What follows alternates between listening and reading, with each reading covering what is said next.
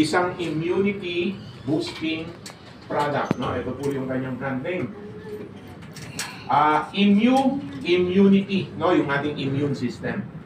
So, immunity booster po ito.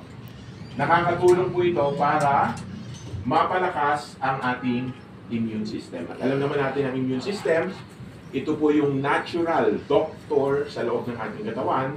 Ito yung iba't ibang mga cells, no? Yung ating immune system ay binubuo ng iba't ibang mga cells na siyang responsible para po tayo ay makapag-succeed, makasurvive, makalaban sa mga iba't ibang uri ng mga viruses, and bacteria, at saka yung iba pang mga pathogens. I don't know kung familiar kayo, buti nga nakamask sila ma'am ngayon, no? Merong bagong virus na naman daw, no? Na kumakalat ngayon dito sa northern part ng Manila. It's a pneumovirus, no? Virus na nakaka-apekto sa ating baga. So napakahalaga na pinalalakas natin ang ating immune system dahil ito yung papatay sa mga viruses at sa mga bacteria. Now, probably, madalas natin itong naririnig.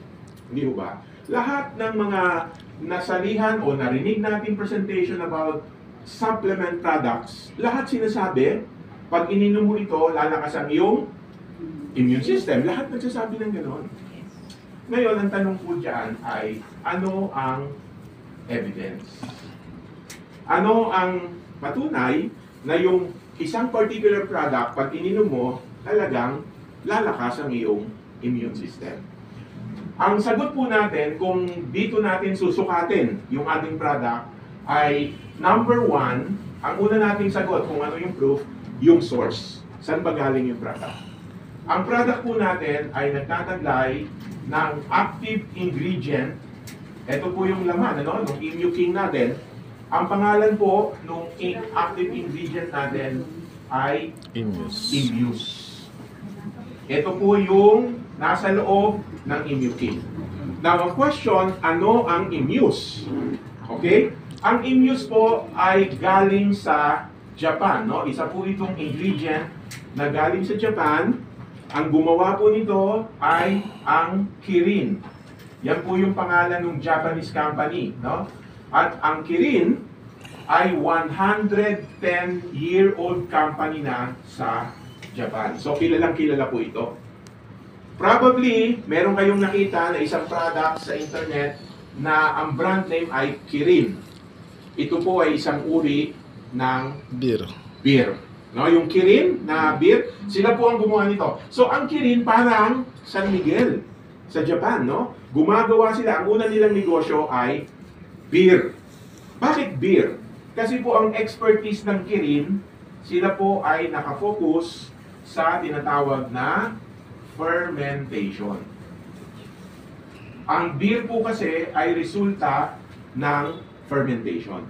So, meron siyang kinuha ng mga scientists na pinag-aaralan kung ano ang nagiging resulta pag pine-ferment ang isang bagay. Now, paglipas po ng panahon, no, 110-year-old company na to, focus sila sa mga beverages. Doon sila nakatutok. But later on, merong isang scientist sa Japan na nagsabi na malaki ang relationship ng wellness at ng bacteria. Meron pong nagsabi, no, merong isang naging sikat na doktor sa Japan na nagsabi na ang kalusugan ng tao ay related, may malaking kaugnayan sa bacteria. Ang pangalan ng doktor na to, probably narinig nyo na, si Dr. Shirota. Shirota strain. Saan nyo narinig si Dr. Shirota? Dr. Shirota. Kaya may tinatawag na bacteria na Shirota strain. Ito yung laman ng Yakult. 1970s. Lumabas yung pagsasabi po ng mga experts na ang bacteria maganda sa kalusugan. 1970s yun. So, nagkaroon ng interest ang Kirin, pinag-aralan niya ang bacteria since sila ay nasa business ng fermentation. Kasi pag tayo po ay nag-ferment, yung binubulok mo ba? Yung natural na binubulok mo ang isang bagay. Like yung buro, correct, buro. No? Binuburo. Pag binuburo mo ang isang bagay na bubulok siya sa loob, mayroong nalilikha na mga bakterya. Molds. Now, nung sinabi ni Dr. Shirota Strain na mayroong mga bakterya, hindi lahat ng bakterya magbibigay sa atin ng sakit. May mga bakterya, tinatawag po ito na good or beneficial bacteria na instead of doing harm, they will do good inside the body. Wellness ang dating. Kaya sumikat siya po, naging billion-dollar company. Sila kasi yung nag-pioneer ng mga probiotics. Now, ang kirin, since matagal na siya, nasa fermentation, pinag-aralan niya. Kaso, 1990s po, mga 1990s, ang sabi ng mga doktor, walang kakayanan, 1990s to walang kakayanan ang mga bakterya para magpalakas ng ating immune system. Maganda ang bakterya sa stomach. Pero walang kaugnayan ang bakterya sa immune system.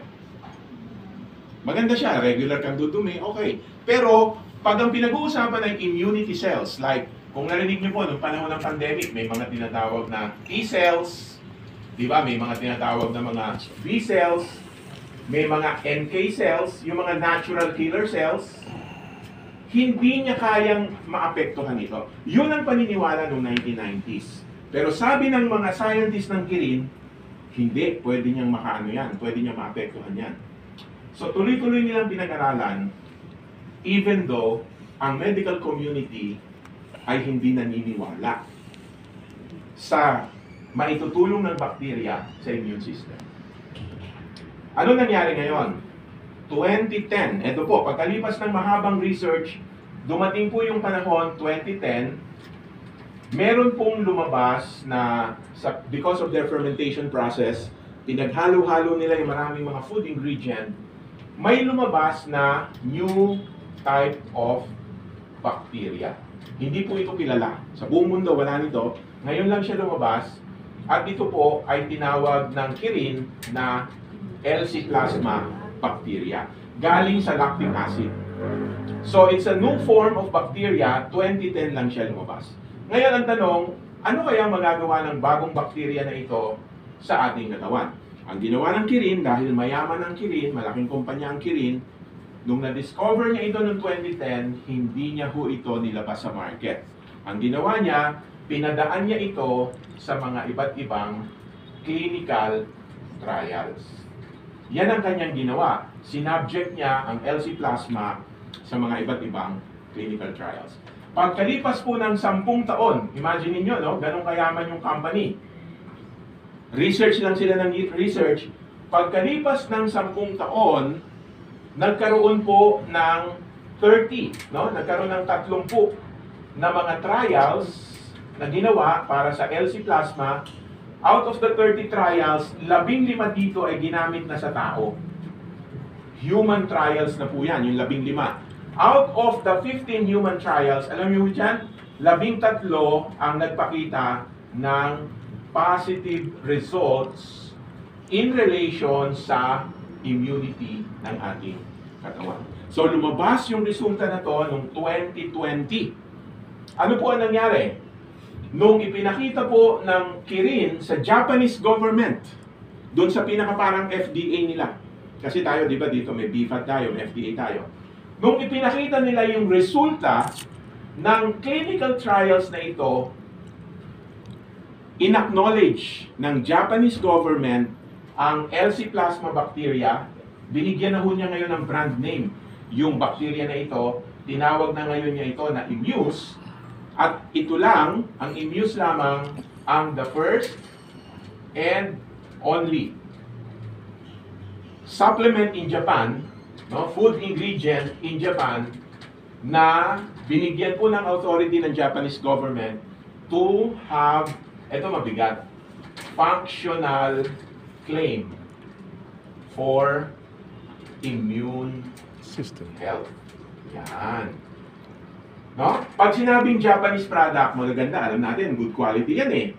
Libo-libo yan, maraming mga products sa Japan. Pero wala kahit isa ang binigyan ng authority to claim, functional claim for immune health, except ang ating ingredient. Kaya pag sinabi po natin, kanina nung nag-introduction ako, tatanungin na, ano ba ang Immuking? Ano ang ginagawa nito? Anong sabi natin? It will help boost your immunity. Hindi po yun statement lang. Yun ay isang claim na pwede nating i-present even sa mga medical doctors. Kaya yun ang isa sa pinagmamalaki ng company na ito dahil sa dinami-dami, lalahatin na natin yan, halos lahat, di ba? Ng mga products ngayon, they claim na immunity booster sila, pero walang specific na study to prove their claim.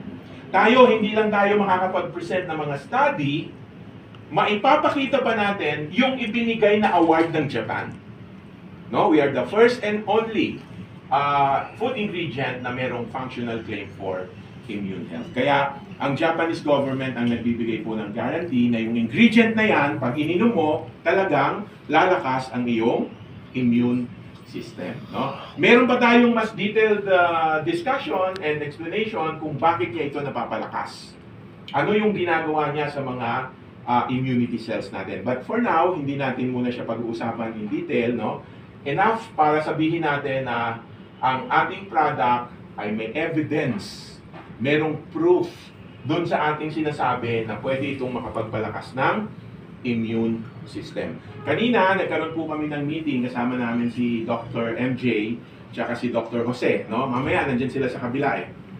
Pinakita nila sa akin yung pasyente nila sa Infanta Quezon na binigyan nila ng Immuking at kinumbine nila doon sa isa nating product which is glutathione. No? Glutathione kasi akala ng iba pampaputi, no? Okay, side effect yun, pero it's a building block, no? Building block po yun ng ating katawan. Anong condition ng patient? Sana mamaya mag-talk siya dito, share niya yung picture. Butas na po yung paa dun sa talampakan. Oo, butas na yung paa. Diabetes, no? So, nagkaroon na ng diabetic foot. Ang ginawa nila, nilinis nila, tapos pinainom nila combination ng Immuking and glutathione. Kasi glutathione is a building block. No? Nakakatulong yung para yung mga skin cells natin mag-replicate, magdami-dami, mabuo uli yung butas. 3 months, no? Yung before and after, mamaya makikita nyo. Ngayon parang walang sugat yung paa. At maganda yung skin. Yung Psycho White. Okay. Yung Psycho White. No? So, yun ang isa sa mga isa sa mga ipinagmamalaki natin dito, our product really works. No, yung mga product natin nire-reseta ng even mga medical doctors. So, yan po yun, yan yung pinaka-flagship.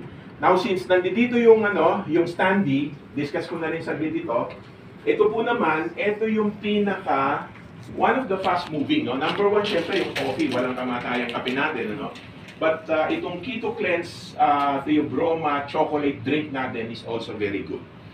Ano ba yung Theobroma? Ang Theobroma po ay nakukuha sa cacao, no? Yung cocoa fruit, doon siya galing. So, chocolate po yan. Ang kagandahan ng Theobroma pala, mayroon siyang malaking maitutulong para malinis ang ating colon. Plus, there are other ingredients, no? Marami pang ingredients na kasama yan, 14 na mga ingredients, na lahat ay ginawa para matulungan ang ating colon na maging malinis at ma-trigger po yung regular bowel movement. Bakit importante ito? Kasi ngayon, number 3, ang colon cancer as the 3rd leading cancer death sa Philippines.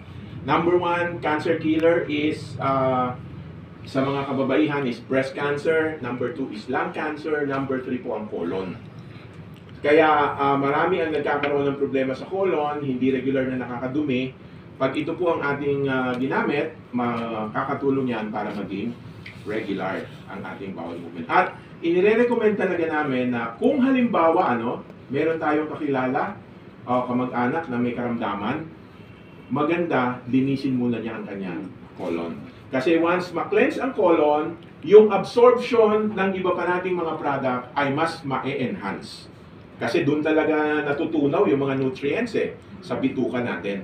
So, ang suggestion po namin, ang inire-recommend namin dito, ay gumamit kayo ng 4 na bote sa loob ng 1 linggo.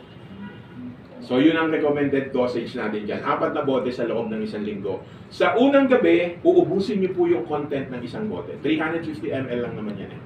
Punuin niyo po ng tubig, i-shake niyo mabuti, kasi powder yan, punuin niyo, shake niyo mabuti. Sa unang gabi, ubusin niyo po yung 1 bottle. The following day, talagang mapa-flash out kayo, no? Sa CR. Wag niyo lang gamitin kasi iba-iba po ang response Baka inumin ng araw, tapos umalis kayo, doon kayo abutan, no? Hindi kayo mag-LBM, don't get me wrong. Hindi kayo mag-LBM. Pagagalawin lang po niya yung ating large intestine. Gagalaw siya para magpupo ka talaga. So, unang gabi, 1 bote. Now, sa pangalawang gabi, tsaka sa pangatlong gabi, kalahati lang po ang iinumin nyo. So, on the second night, third night, kalahati lang. Sa 4, 5, kalahati uli. Sa 6, 7, yung another kalahati. Kaya sa loob ng 1 linggo, you will finish 4 bottles. Okay? Hindi naman kamahalan yan. Mura lang po yan. Wala pang 500 ang 1 bote SRP. Pag kayo po ay naging distributor pa dito, 230 pesos na lang siya. 1 bote. Diba? So very affordable, 230. Malinis ang colon mo.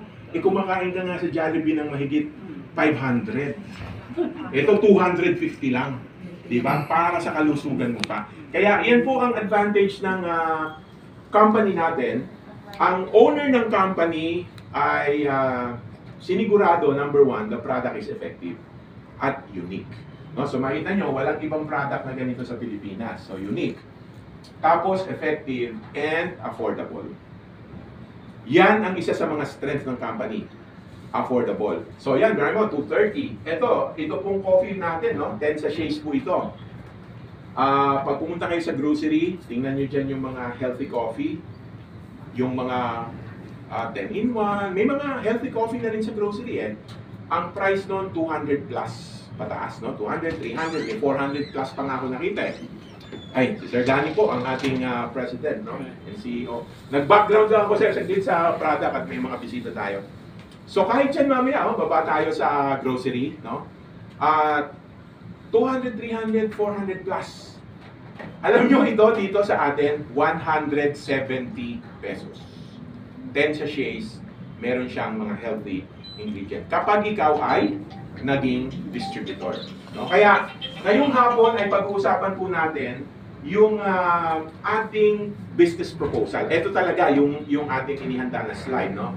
Ano ba yung pwede nating mapakinabangan